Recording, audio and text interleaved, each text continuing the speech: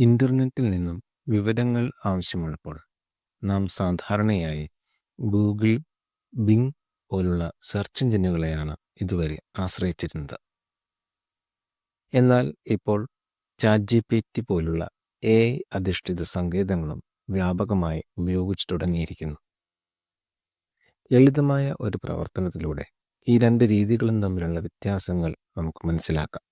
പാൽപ്പായസം എങ്ങനെ തയ്യാറാക്കാം, അല്ലെങ്കിൽ ഹൗ ടു പ്രിപ്പയർ പാൽപ്പായസം എന്ന ചോദ്യം ഗൂഗിൾ സെർച്ച് ചെയ്തുകൊണ്ടും അതേ ചോദ്യം തന്നെ ചാറ്റ്ജിപിടിയിൽ ചോദിച്ചുകൊണ്ടും അവയുടെ പ്രതികരണങ്ങൾ നമുക്ക് താരതമ്യം ചെയ്യാൻ സാധിക്കും.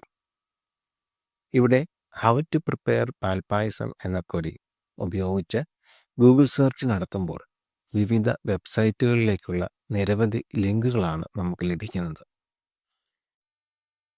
നമ്മൾ ആ ലിങ്കുകളിലൂടെ കടന്നു പോവുകയും അവയിലുള്ള പാചകക്കുറിപ്പുകൾ വായിച്ച് താരതമ്യം ചെയ്യുകയും അനുയോജ്യമായത് തിരഞ്ഞെടുക്കുകയും വേണം.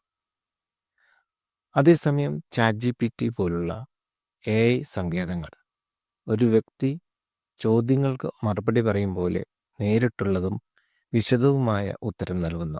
മാത്രവുമല്ല, എളുപ്പത്തിൽ വായിക്കാൻ കഴിയുന്ന രൂപത്തിലുമായിരിക്കും അത്. പലപ്പോഴും നമ്മൾ തിരഞ്ഞ പാൽപ്പായസം എന്ന വിഭവം മെച്ചപ്പെടുത്താനുള്ള ടിപ്പുകളും ഇത് നൽകാറുണ്ട്. സെർച്ച് എഞ്ചിനിൽ നിന്നും വ്യത്യസ്തമായി ഒരു AI ചാറ്റ്ബോട്ട് എങ്ങനെയാണ് വിവരങ്ങൾ പ്രോസസ്സ് ചെയ്യുന്നതെന്നും അവതരിപ്പിക്കുന്നതെന്നും വ്യക്തമാക്കുന്ന ഒരു ഉദാഹരണമാണിത്. ഇൻ്റർനെറ്റിൽ ലഭ്യമായിട്ടുള്ള വൈവിധ്യമാർന്ന വിവരങ്ങളിലൂടെ കടന്നു പോകുന്നതിനും ക്രോഡീകരിക്കുന്നതിനും ഏറ്റവും അനുയോജ്യമായവ സ്വയം കണ്ടെത്തുന്നതിനും മികച്ച ഒരു രീതിയാണ് സെർച്ചിങ്.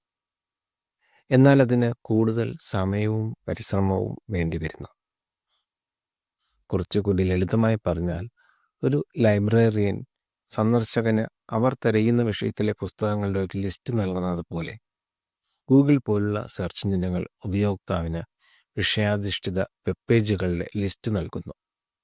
അതേസമയം ചാറ്റ്ജിപിടി പോലുള്ള AI ടൂളുകൾ പാചകരീതി നേരിട്ട് വിശദീകരിക്കുന്ന ഒരു ഷെഫിനെ പോലെയാണ് പ്രവർത്തിക്കുന്നത്. ഓരോന്നിനും അതിൻ്റേതായ മേന്മകളുണ്ട്. സെർച്ച് എഞ്ചിനുകൾ വൈവിധ്യമാർന്ന വിവര സ്രോതസ്സുകൾ കണ്ടെത്തുന്നതിനുള്ള സ്വാതന്ത്ര്യം നൽകുന്നു. അതേസമയം AI ചാറ്റ്ബോട്ട് പെട്ടെന്നുള്ളതും വ്യക്തിയധിഷ്ഠിതവുമായ ഉത്തരങ്ങൾക്ക് അനുയോജ്യമാണ്. സെർച്ച് എഞ്ചിനുകൾ എപ്പോൾ ഉപയോഗിക്കണം, AI ടൂളുകൾ എപ്പോൾ ഉപയോഗിക്കണം എന്ന് മനസ്സിലാക്കുന്നത് വിവരങ്ങൾ കൂടുതൽ കാര്യക്ഷമമായി കണ്ടെത്താൻ നമ്മളെ സഹായിക്കും. രണ്ടും പരീക്ഷിച്ചു നോക്കൂ. നിങ്ങളുടെ ആവശ്യങ്ങൾക്ക് ഏതാണ് മികച്ചതെന്ന് നിങ്ങൾ തന്നെ കണ്ടെത്തുക. ഗൂഗിൾ പോലുള്ള സെർച്ച് എഞ്ചിനുകൾ വൈവിധ്യമാർന്ന കാഴ്ചപ്പാടുകൾക്കും ആഴത്തിലുള്ള ഗവേഷണത്തിനും ഏറ്റവും മികച്ച അവസരമൊരുക്കുമ്പോൾ AI ടൂളുകൾ പെട്ടെന്നുള്ളതും ഘടനാപരമായതും സംവേദനാത്മകവുമായ ഉത്തരങ്ങൾക്ക് മികച്ചതാണ്.